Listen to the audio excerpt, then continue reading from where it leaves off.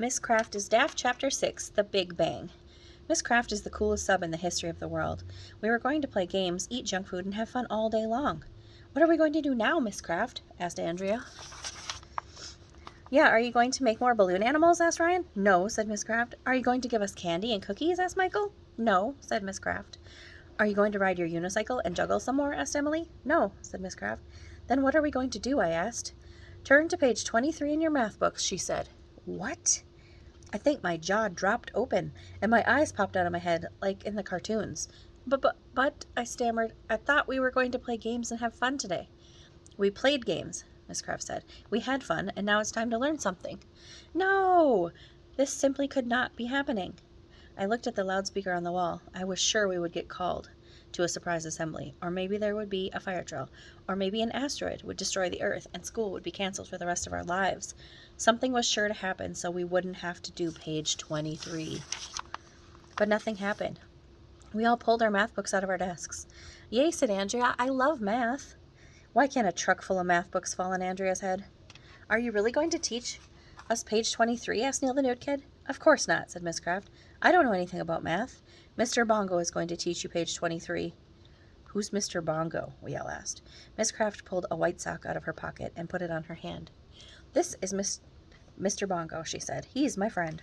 Sock puppets are weird. Whoever thought of the idea of making puppets out of socks was a dumbhead. And I'll tell you, this was the lamest sock puppet in the history of the world. It was basically a sock with two big googly eyes on it. Hi, kids, said Mr. Bongo, even though we could totally see Miss Kraft's lips moving. Turn to page 23 in your math books. I opened my math book and turned to page 23. That's when I saw these horrible words.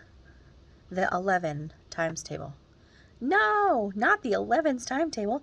Anything but the 11 times table. Mr. Granite taught us all the times tables up to 10, but he never got to page 23. I always wondered what was on page 23, and now I found out the horrible truth. My friend Billy, who lives around the corner, told me that the times table can only go up to 10. Billy said that if you try to multiply numbers higher than 10, the earth will fall off its axis. And you will get all the way up to 11 times 11. You get sucked into the parallel universe, and you travel back in time until you get to the Big Bang, where your head explodes. Billy knows all the stuff like that. He told me he knew a kid who tried to multiply 11 times 11, and the kid's head exploded. That was a true fact. I told everybody on the playground about it. Okay, let's get started, said Mr. Bongo. 1 times 11 equals 11. That's easy, right? Are you sure you want to do this? I asked Miss Kraft. Don't talk to me, said Miss Kraft. Talk to Mr. Bongo. He's the one who's teaching the lesson. 2 times 11 equals 22, said Mr. Bongo. Because 11 added to 11 equals 22. We really shouldn't be doing this, said Michael. It's very dangerous. 3 times 11 equals 33, said Mr. Bongo. I have to go to the bathroom, said Ryan. Later, said Miss Kraft. 4 times 11 equals 44, said Mr. Bongo. I'm scared, said Emily. 5 times 11 equals 55, said Mr. Bongo. If he gets to 11 times 11, I whispered to Ryan, you're going to get sucked into a parallel universe and travel through time until our heads explode. 6 times 11 equals 66, said Mr. Bongo. Make him stop, begged Neil the Nude Kid. Please make him stop. 7 times 11 equals 77, said Mr. Bongo. He's getting close to the end, said Andrea. 8 times 11 equals 88, said Mr. Bongo. I want my mommy, said Emily, who was hiding under her desk. 9 times 11 equals 99, said Mr. Bongo. Help, shouted Ryan. I'm too young to die. 10 times 11 equals 110, said Mr. Bongo. Goodbye, cruel world, shouted Michael. Everybody was hiding under their desks and holding their hands over their ears and freaking out. 11 times 11 equals, this is it, I yelled, closing my eyes. I'm going to miss you guys. 121, said Mr. Bongo. I felt my head to see if it had exploded. All the pieces seemed to be there. I peeked through my fingers to see if the world was still there.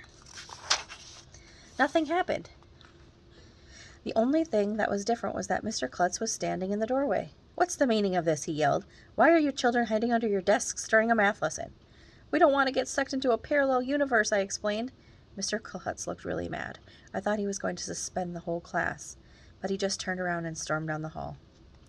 Okay, so my friend Billy was wrong. We didn't get sucked into a parallel universe and travel through time until our heads exploded. I still say sock puppets are weird.